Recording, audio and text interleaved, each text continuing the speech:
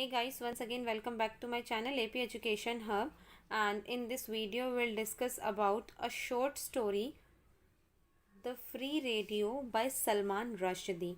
So guys, The Free Radio जो ये story है ये एक शॉर्ट स्टोरी है जिसको कि सलमान रश्दी ने लिखा है।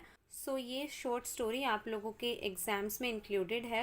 इस वीडियो में हम इसी के बारे में डिस्कस करेंगे गाइज। इसके अलावा भी और काफ़ी सारी शॉर्ट स्टोरीज हैं आप लोगों के सिलेबस में, वो भी हम कवर अप करेंगे। Without any delay let discuss about this short story.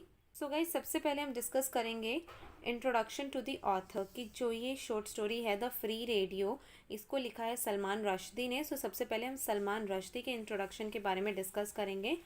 Salman Rushdie is a British Indian novelist. Guys, Salman Rushdie जो हैं वो ब्रिटिश इंडियन नॉवेलिस्ट हैं। He was born on 9 June 1947 in Bombay, India. Guys देखो, वो 1947 में उनका जन्म हुआ था, जब इंडिया पाकिस्तान ये एक ही था, डिवीज़न तब तक नहीं हुआ था। He moved to Pakistan in 1964 with his family. Guys, जब इनका जन्म हुआ था तब तो ये लोग इंडिया में ही थे, बिकॉज तब तक डिवीज़न नहीं हुआ था। बट 1964 में सलमान रश्दी अपनी फैमिली के साथ पाकिस्तान चले गए आफ्टर डिवीज़न के भी काफ़ी सालों बाद वो चले गए Pakistan. And he has won French literary prize, इन्होंने फ्रेंच लिटरेरी प्राइज़ जीता है।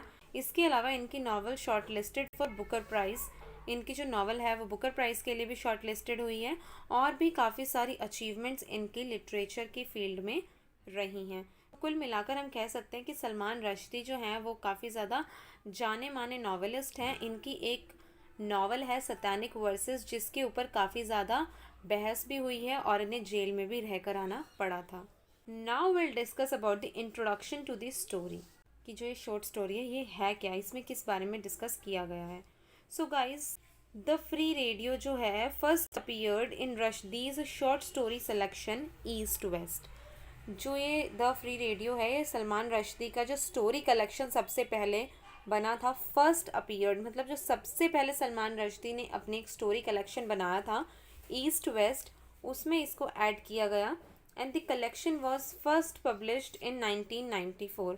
और जो ये ईस्ट वेस्ट स्टोरी कलेक्शन है रश्दी जी का, इसको सबसे पहले पब्लिश किया गया 1994 में। And this story talks about this self dissipation and delusion of poor class. Guys, basically जो ये शॉर्ट स्टोरी है ये जो पुअर क्लास मतलब जो लोअर मिडिल क्लास जो होती हैं में किस तरीके का डिसेप्शन होता है, किस तरीके का डिल्यूजन होता है, मतलब वो बहुत ज़्यादा गरीब होते हैं और किस तरीके से वो अपनी लाइफ जीते हैं। बेसिकली इस बारे में इस स्टोरी में डिस्कस किया गया है, सेल्फ डिसेप्शन। तो आप लोग इस चीज़ को बहुत अच्छे से समझ पाएंगे जब हम इसको डिस्कस करेंगे स्टोरी को। Guys, story of a young rickshaw वाला driver who undergoes government's forced sterilization program. Guys, ये एक शॉर्ट स्टोरी है एक यंग रिक्शा वाले के बारे में जिसका नाम है रमानी। रमानी एक रिक्शा चलाता है और वो जो गवर्नमेंट ने 1975 में इंडिया में इमरजेंसी पीरियड लगा हुआ था। उस टाइम जो गवर्नमेंट है वो लोगों को ज़बरदस्ती स्टेरिलाइज करवा रही थी, नसबंदी लोगों की करवा रही थी। तो ये जो रिक्शा वाला रमानी था ये किस तरीके से अपनी नसबंदी करवा लेता है, बेसिकली उस पूरी चीज़ के बारे में इस शॉर्ट स्टोरी में बताया गया है। Guys, now will discuss about the main characters of the free radio and there are only 3 main characters of this short story. सबसे पहले है रमानी। रमानी जो है ये एक रिक्शा ड्राइवर है जो कि बेसिकली पुअर क्लास से ही बिलोंग करता है, काफ़ी ज़्यादा हैंडसम है, गुड लुकिंग है और इसके पेरेंट्स ना मदर है ना फादर है। ये अपना जो भी खर्चा है वो रिक्शा चलाकर ही चलाता है। और गाइज, ये है एक दूसरा कैरेक्टर थीफ विडो। जो ये थीफ विडो है इसका हस्बैंड तो मर गया है, विडो से ही पता लग रहा है, और इसके बेसिकली 5 बच्चे हैं। गाइज, जो ये थीफ विडो है बहुत ज़्यादा क्लेवर है, बहुत ज़्यादा शातिर है और ये रमानी को अपने जाल में फंसा लेती है और इसी कारण जो रमानी है वो अपनी नसबंदी कराता है। Next character is narrator. Guys, जो ये नरेटर है ये एक ओल्ड मैन है जो कि रमानी के पेरेंट्स जो उसके फादर थे उसका दोस्त है और ये नहीं चाहता है कि रमानी नसबंदी कराए या फिर रमानी इस थीफ विडो के साथ रिलेशनशिप में आए। ये नरेटर इस चीज़ के बिल्कुल खिलाफ होता है और वो एक बार थीफ विडो से बात करने की कोशिश भी करता है, लेकिन सब कुछ उल्टा ही पड़ जाता है। So guys, now will discuss about the summary and the analysis of the free radio with animation. इसमें हम बेसिकली इसकी एक समरी डिस्कस करेंगे कि कैसे कैसे क्या होता है, और अगर आप लोग चाहते हैं कि बिल्कुल पॉइंट टू पॉइंट हम डिस्कस करें कि किस इंसिडेंट के बाद कौन सा इंसिडेंट होता है, प्लॉट जो है वो किस तरीके से डेवलप होता है, एक एक चीज़ हम डिस्कस करें with notes, then let me know in the comment box. मैं नोट्स के साथ पूरा आप लोगों के साथ समरी और एनालाइज डिस्कस करूँगी अगर आप लोग चाहते हैं तो। यहाँ पर हम एक बस छोटा सा स्टोरी का ओवरव्यू देख रहे हैं, जिसमें हम छोटे तरीके से समरी को समझने की कोशिश करेंगे। इसमें भी आप लोगों को पूरी चीज़ें क्लियर हो जाएंगी, बट इंसिडेंट्स पता नहीं लगेंगे कि कौन से इंसिडेंट के बाद क्या होता है, कब कौन किससे मिलता है। पूरा डिटेल्ड समरी बेसिकली नहीं होगा, ये एक शॉर्ट समरी होगी जिसमें आप लोगों को सारी चीज़ें क्लियर हो जाएंगी। So guys, without any delay let discuss about this summary also. So guys, इस शॉर्ट स्टोरी की स्टार्टिंग होती है इस स्टोरी के प्रोटैगनिस्ट के साथ, जो कि है रमानी। सो गाइज, रमानी एक बहुत ज़्यादा handsome good looking young man है जो कि रिक्शा चलाता है, और वो बहुत ज़्यादा इनोसेंट है, नासमझ सा है, बच्चा ही है बेसिकली, मतलब 20-22 साल का होगा। और इस पूरी स्टोरी के बारे में हमें नरेट करके बताते हैं नरेटर, और जो ये नरेटर हैं ये एक ओल्ड मैन है, रिटायर्ड टीचर हैं, और ये हमें पूरा इस स्टोरी के बारे में नरेट करके बताते हैं। फर्स्ट पर्सन नरेशन यहाँ पर होती है अबाउट अ थर्ड पर्सन, मतलब फर्स्ट पर्सन नरेशन हमें यहाँ पे नरेटर करके बताते हैं थर्ड पर्सन के बारे में। सो थर्ड पर्सन कौन है? रमानी की, वो हमें रमानी के बारे में पूरी स्टोरी बता रहे हैं। सो गाइज, बेसिकली जो ये स्टोरी है ये रमानी और एक थीफ विडो होती है, इन दोनों के लव अफेयर के बारे में है। और इस स्टोरी की जो प्लॉटिंग है वो होती है 1975 के आसपास की, और 1975 में इंडिया में एमरजेंसी पीरियड चल रहा था, आपातकाल चल रहा था। उस टाइम में इंडिया की प्राइम मिनिस्टर थी लेट श्रीमती इंदिरा गांधी, और उनके जो छोटे बेटे थे संजय गांधी, वो लोगों की जबरन नसबंदी करा रहे थे, मतलब वो लोगों को फोर्स कर रहे थे वेसिक्टमी के लिए या फिर स्टेरिलाइजेशन के लिए, कि मतलब लोगों को ज़बरदस्ती पकड़ पकड़ कर ले जा रहे थे और उनकी नसबंदी करा रहे थे, ताकि जो इंडिया की पॉपुलेशन है वो कम हो सके। सो ये इसका बैकग्राउंड मैंने आप लोगों को बता दिया है कि किस तरीके से इस स्टोरी की स्टार्टिंग होती है। सो गाइज, जो ये रमानी है ये बहुत ज़्यादा हैंडसम होता है, और ये गली में से जब भी चलाते हुए रिक्शा निकलता है तो मतलब गाने गा रहा होता है और बहुत खुश लगता है हर वक्त। और जो स्ट्रीट में या टाउन में जो भी लड़कियां होती हैं वो इसके गुड लुकिंग से बहुत ज़्यादा इम्प्रेस होती हैं। सो इस तरीके से सब कुछ स्मूथली चल रहा होता है। सो गाइज, एक दिन जब रमानी रिक्शा लेकर जा रहा होता है तो उसे मिलते हैं रास्ते में ये थीफ विडो। और जो ये थीफ विडो होती है guys, she is very clever, ये बहुत ज़्यादा शातिर दिमाग की है। और अब इसके हस्बैंड नहीं है, और इसके टोटल 5 बच्चे हैं, मतलब 2 बच्चे तो इसके मर चुके हैं, मतलब टोटल 7 हुए, और अभी इसके 5 बच्चों के साथ ये रह रही है। सो ये सोचती है कि किस तरीके से मैं अपना घर चलाऊं, और ये सोचती है रमानी को फंसाने का। बट सिर्फ ये इतना चाहती है कि रमानी से इसकी शादी हो जाए, इसका घर खर्च चलता रहे, लेकिन ये कोई और बच्चे नहीं चाहती है क्योंकि ऑलरेडी उसके 5 बच्चे हैं। सो गाइज देखो, जो ये नरेटर है, ये नरेटर रमानी के पेरेंट्स का, मतलब जो रमानी के फादर थे उसका फ्रेंड था, और इसीलिए नरेटर नहीं चाहता है कि किसी भी तरीके से रमानी का बुरा हो, या ये जो थीफ विडो है ये रमानी को अपने जाल में फंसाए। सो ये इस चीज़ से बहुत ज़्यादा टेंशन में हो जाता है। सो गाइस, एक दिन ये रमानी जा रहा होता है अपना रिक्शा लेके, और जो ये थीफ विडो होती है खड़ी होती है टाउन में अपने 5 बच्चों के साथ, और ये एकदम से इतनी ज़ोर से लाउड आवाज़ में आवाज़ लगाती है रिक्शा रिक्शा, मतलब जैसे तो पता नहीं उसके पास कितना पैसा हो। सो गाइज, उसके बाद उसके 5 बच्चे और ये जो थीफ विडो होती है ये रमानी के रिक्शा में बैठकर चले जाते हैं। सो गाइज, यहाँ पर हम एक चीज़ नोटिस कर सकते हैं कि जो ये थीफ विडो है ये रमानी को इस राइड के लिए पे कर रही है, लेकिन रमानी को इस बारे में नहीं पता है कि वो इस पे के बदले एक इन्वेस्टमेंट कर रही है कि रमानी को अपने जाल में वो फंसा लेगी। और ये चीज़ देखकर जो ये ओल्ड मैन होता है, जो नरेटर होता है, ये बहुत ज़्यादा परेशान हो जाता है, और ये यहाँ पर क्या कमेंट करता है, केयरफुल माई सन और you will have this burden to pull for all of your life, कि मतलब तुम्हें ये बोझ जो है पूरी ज़िंदगी उठाकर चलना पड़ सकता है, अदरवाइज़ केयरफुल हो जाओ। और गाइस, फिर हमें नरेटर बताता है कि इस इंसिडेंट के बाद जो रमानी है और जो ये थीफ विडो है ऑलमोस्ट पब्लिक प्लेसेस पर सबको एक साथ दिखने लग जाते हैं। ये इस तरीके से घूमते हैं लाइक कपल्स, कि जैसे ये कपल हों। और नरेटर यहाँ पर क्या बोलते हैं कि थैंक गॉड जो रमानी की मदर है वो भी एक्सपायर हो गई। देखो रमानी के फादर तो है नहीं और रमानी अब अपने फादर वाला ही रिक्शा चलाता है और साथ में उसकी मदर भी नहीं है, मतलब रमानी अब अकेला है। सो इसीलिए नरेटर यहाँ पर कमेंट करते हैं कि थैंक गॉड रमानी की मदर ये सब देखने के लिए ज़िंदा नहीं है, वरना वो कितनी ज़्यादा दुखी होती और शर्म से उसका सर नीचे हो जाता।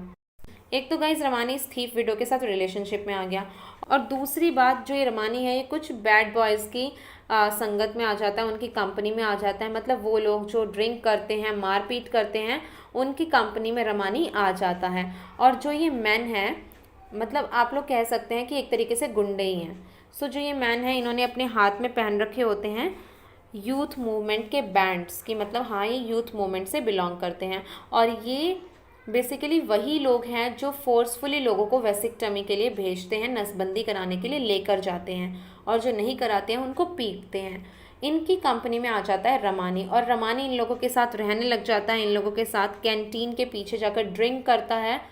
और जो ये लोग होते हैं, मतलब जो ये बैड बॉय वाली जो कंपनी होती है, ये रमानी को बहुत ज़्यादा फ्लैटर करते हैं, मतलब हमेशा उसकी फ्लैटरिंग करते रहते हैं, चापलूसी करते रहते हैं कि ओ माय गॉड रमानी तुम कितने ज़्यादा हैंडसम हो, तुम कितने ज़्यादा गुड लुकिंग हो, और तुम तो एक सुपरस्टार बन सकते हो, एक हीरो बन सकते हो, तुम्हें तो फिल्मों में जाने का ट्राई करना चाहिए। तो इस तरीके से ये सब लोग जो ये गुंडे होते हैं ये रमानी की चापलूसी करते हैं।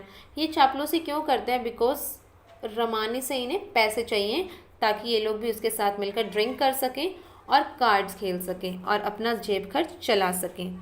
और गाइस सिमिलरली जो ये थीफ विडो है ये भी रमानी को प्रेज़ करते हैं कि तुम बहुत ज़्यादा गुड लुकिंग हो, बहुत ज़्यादा हैंडसम हो, तुम्हें फिल्मों में ट्राई करना चाहिए, तुम सुपरस्टार बन सकते हो। वो भी इसीलिए प्रेज़ करती है, वो भी इसीलिए उसकी फ्लैटरिंग करती है, बिकॉज उसको भी उससे पैसा चाहिए। वो तो एक तरीके से उसमें पूरा इन्वेस्टमेंट कर रही है। सो जो ये गुंडे लोग हैं और जो ये थीफ विडो है, ये दोनों ही इसीलिए फ्लैटरिंग करते हैं रमानी की ताकि ये उससे पैसा ऐंठ सकें। सो गाइज जो ये नरेटर है ये नहीं चाहता है कि रमानी का बुरा हो, और ये डिसाइड करता है कि ये इस थीफ विडो से बात करेगा कि तुम उससे दूर रहो। और एक दिन जब ये थीफ विडो बनिया की शॉप पर आती है कुछ सामान खरीदने के लिए, तो ये ओल्ड मैन उस थीफ विडो को बुलाता है अपने पास और बोलता है कि तुम रमानी से दूर रहो या फिर किसी आश्रम में चले जाओ, लेकिन रमानी से तुम दूर ही रहो। सो इस पर जो थीफ विडो होती है वो बहुत ज़्यादा कर्ज करने लग जाती है, शाउट करने लग जाती है इस ओल्ड मैन पर, और बोलती है कि मैं रमानी के पीछे नहीं पड़ी हूँ, in fact Ramani has asked me to marry him. तो इस तरीके से बोलती है कि मैं उसके पीछे नहीं पड़ी हूँ, और बहुत ज़्यादा चिल्लाने लग जाती है और ओल्ड मैन को कर्ज करने लग जाती है और बोलती है कि रमानी ने मुझे प्रपोज़ किया है मैरी के लिए, इनफैक्ट मैंने ही रिजेक्ट कर दिया है because I do not want any more children, में और बच्चे नहीं चाहती हूँ। सो गाइज उसी दिन जो ये ओल्ड मैन है वो डिसाइड कर लेता है कि ठीक है अब रमानी जो भी कुछ करे वो उसके इस लफड़े में नहीं फंसेगा, बिकॉज इनफैक्ट उसी को इससे बेइज्जत होना पड़ रहा है। सो गाइज जिस बैनियन ट्री के पास ये नरेटर बैठा करता था वहाँ पर अब एक कारावैन आने लग जाती है जिसके अंदर लोगों को लेकर जाते हैं और वेसिक्टमी वाला जो भी ये प्रोसेस है वो करते हैं और बाहर भेज देते हैं। सो एक दिन जब ये बैठा होता है नरेटर वहाँ पर, तो ये देखता है कि उस कारावैन के अंदर से रमानी आ रहा है, ये बोलते हुए कि अब उसे सेंट्रल गवर्नमेंट से एक स्पेशल गिफ्ट मिलेगा, एक brand new first class battery operated transistor radio. मतलब आप लोग समझ सकते हो कि गवर्नमेंट किस तरीके से लोगों को झांसा देकर फंसा रही है कि जो भी वेसिक्टमी कराएगा उसे एक फ्री रेडियो मिलेगा। उस टाइम पर रेडियो होना किसी के पास बहुत बड़ी बात होती थी। उसके बाद गाइस जो ये रमानी होता है ये उस विडो से शादी कर लेता है, एक मतलब छोटी सी सेरेमनी करते हैं और ये दोनों शादी कर लेते हैं। तो गाइस शादी के बाद जब नरेटर देखता है एक दिन रमानी को, तो नरेटर उससे इस बारे में पूछता है। तो इस पर रमानी क्या कहता है कि उसने वेसिक्टमी इसीलिए कराई है बिकॉज अब उसे एक फ्री रेडियो मिल जाएगा और साथ ही साथ उससे अपना प्यार भी मिल गया, वो लेडी भी मिल गई जिससे वो शादी करना चाहता था, जिससे वो प्यार करता था। सो गाइज इस बात पर जो नरेटर है वो बहुत ज़्यादा गुस्सा हो जाते हैं कि रमानी ने कितना ज़्यादा बुरा किया है। जिस वेसिक्टमी के लिए लोगों को फोर्स किया जा रहा है वो वेसिक्टमी रमानी ने वॉलंटरीली कराई है कि हाँ मतलब I am interested in it, जो कि बहुत ज़्यादा स्ट्रेंज चीज़ है। और नरेटर गुस्सा करते हुए बोलता है रमानी को, my idiot child, you have let that woman deprive you of your manhood, कि तुम सच में ही बेवकूफ़ हो। इस तरीके से वो बोलता है रमानी को। गाइस देखो रमानी अपने आप को यहाँ पर डिफेंड करता है कि उसका जो नसबंदी है, जो ये वेसिक्टमी का डिसीजन है, ये बिल्कुल भी गलत नहीं है। और वो यहाँ पर क्या बोलता है It does not stop a person from engaging in sexual intercourse and only works as a birth control. कि जो वेसिक्टमी उसने कराई है, इट डज़ नॉट स्टॉप कि हम सेक्शुअल इंटरकोर्स करने से हमें नहीं रोकता है, बल्कि इससे तो हम बर्थ कंट्रोल कर सकते हैं, मतलब पॉपुलेशन कंट्रोल कर सकते हैं, जो कि नेशनल इंटरेस्ट है, मतलब जो कि पूरा देश चाह रहा है कि हमारे देश की पॉपुलेशन कम हो जाए। तो उसने बहुत अच्छा काम किया। इस तरीके से रमानी अपने आप को डिफेंड करता है और बोलता है कि बहुत ही जल्द उसे एक फ्री रेडियो मिल जाएगा। तो नरेटर यहाँ पर क्या बोलते हैं रमानी को कि तुम सच में बेवकूफ़ हो, जो फ्री रेडियो वाली स्कीम थी वो तो कब की जा चुकी है, बहुत पहले आई थी और वो स्कीम अब बिल्कुल बंद हो चुकी है। सो गाइस, टाइम बीतता जाता है और जो ये थीफ विडो है ये अब टाउन में दिखना लगभग कम हो जाती है, बिकॉज रमानी तो अब इन्हें पैसे कमा कर दे ही रहा है। और रमानी का जो एंथुजियाज्म है रेडियो के लिए कि हाँ मुझे रेडियो मिलेगा, गवर्नमेंट की तरफ से एक फ्री रेडियो मिलेगा, वो बिल्कुल भी कम नहीं होता है। वो जब भी किसी से मिलता है हमेशा इसी के बारे में बात करता रहता है। सो गाइस, उसके बाद जब टाउन में ये कारावैन आती है तो रमानी अपना रेडियो जो फ्री रेडियो से मिलने वाला था उसकी मांग करने के लिए जाता है उस कारावैन में कि हाँ भाई मेरा जो गिफ्ट है, स्पेशल गिफ्ट तुम मुझे दो। तो उसके बाद जब वो कारावैन में जाता है तो बाहर कुछ आवाज़ें सुनाई देती हैं कि मतलब किस तरीके से उनमें बातचीत होती है, डिसअग्रीमेंट होते हैं कि ऐसी कोई बात नहीं हुई है।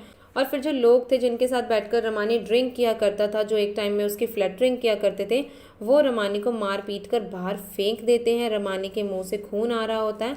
तो इस तरीके से हमें पता लगा कि उसको कोई भी फ्री रेडियो नहीं मिला, ये तो गवर्नमेंट ने बस लोगों को एक झांसा दे रखा था। सो इस इंसिडेंट के कुछ दिन बाद गाइस रमानी अपना रिक्शा बेच देता है और डिसाइड करता है कि वो बॉम्बे जाकर अपना लक फिल्म इंडस्ट्री में ट्राई करेगा।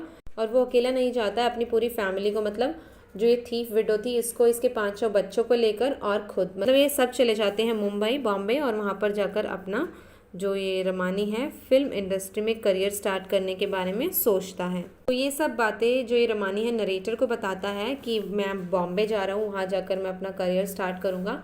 सो यही लास्ट कॉन्वर्जेसन होती है रमानी की और इस ओल्ड मैन की। उसके बाद रमानी की और ओल्ड मैन की कोई भी कॉन्वर्जेसन नहीं होती है।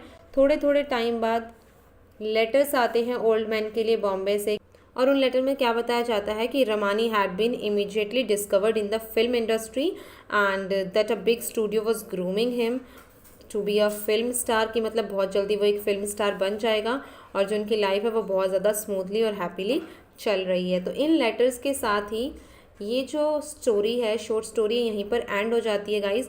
लेकिन जो नरेटर है वो इन लेटर्स पर भी कमेंट करता है कि ये लेटर्स रमानी ने नहीं लिखे हैं, बल्कि ये लेटर्स तो किसी प्रोफेशनल राइटर से लिखवाए गए हैं। और नरेटर यहाँ पर क्या बताते हैं कि उनके पास ऐसे बहुत सारे लेटर्स रखे हैं जो कि रमानी ने भेजे हैं उनके लिए, जो कि पूरे कॉन्फिडेंस से भरे हुए लगते हैं, और कुछ लेटर्स तो वो आज भी पढ़ते हैं। तो गाइज, जो ये शॉर्ट स्टोरी यहीं पर एंड हो जाती है। रमानी को कोई भी फ्री रेडियो नहीं मिलता है। सो बेसिकली इस शॉर्ट स्टोरी के थ्रू सलमान रश्दी हमें इस चीज़ से इंट्रोड्यूस कराते हैं कि 1975 की एमरजेंसी के टाइम पर लोगों को किस तरीके से धोखा दिया जा रहा था, ज़बरदस्ती उनकी नसबंदियाँ की जा रही थी। सो ये उस टाइम का एक पोर्ट्रेयल हम देख रहे हैं, और उन्होंने अपनी एक और भी शॉर्ट स्टोरी में इस टाइम पीरियड के बारे में जिक्र किया है। सो गाइज़, आई होप आप लोगों को ये short story the free radio clear हो गई होगी। और अगर आप लोगों को इस शॉर्ट स्टोरी में या अदर किसी भी चीज़ में कोई डाउट है या कोई क्वेरी है, then you guys can ask me in the comment box. Also you can contact me on Instagram or either on my Facebook page. I'll give the link of both the two in the description box. So guys, do follow me on Instagram and also on my Facebook page. And yes guys, I hope आप लोगों को ये video पसंद आई होगी। अगर video पसंद आई हो तो वीडियो को लाइक करें, कमेंट करके बताएं कैसी लगी, अपने फ्रेंड्स के साथ शेयर करें और मेरे चैनल को सब्सक्राइब करके बेल आइकन ज़रूर दबा दें। मिलते हैं नेक्स्ट वीडियो में। Thank you.